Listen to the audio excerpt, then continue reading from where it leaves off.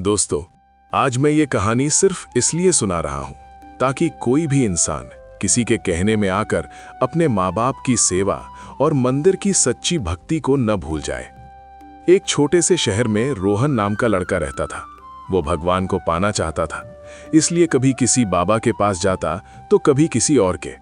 हर कोई उससे कुछ न कुछ मांगता, कभी दान, कभी दिखावा, कभी डर, कभी लालच। लेकिन इसी भागदौड़ में वो ये भूल गया कि घर में उसकी माँ रोज इंतजार करती है और पिता चुपचाप अपनी जिम्मेदारी निभाते हैं। एक दिन माँ ने कहा, बेटा जरा मेरे पास बैठ जा। रोहन बोला, माँ अभी नहीं, मुझे भगवान को ढूंढने जाना है। माँ कुछ नहीं बोली, बस उसकी आंखों में नमी आ गई। रास्ते में रोहन मंदिर के बाहर बैठा एक संत से मिला। संत ने पूछा, बेटा भगवान ढूंढ रहे हो? रोहन बोला, हाँ महाराज, कौन सा रास्ता सही है वही जानना चाहता हूं।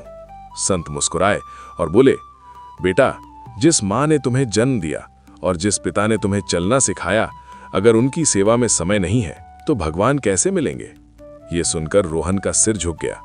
संत ने आगे कहा, भगवान मंदिर में भी हैं, लेकिन सबसे पहले माँ बाप के चरणों में है।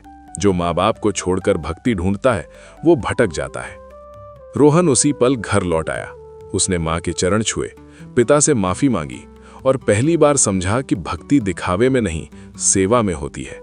अब वो रोज मंदिर भी जाता है और घर में माँ बाप की सेवा भी करता है और उसके घर में शांति लौट आई। अंतिम पंक्तियां।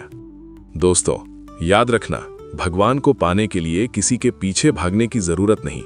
माँ बाप की सेवा करो, मंदिर में सच्चे मन से जाओ, यही सबसे बड़ी भक्ति है।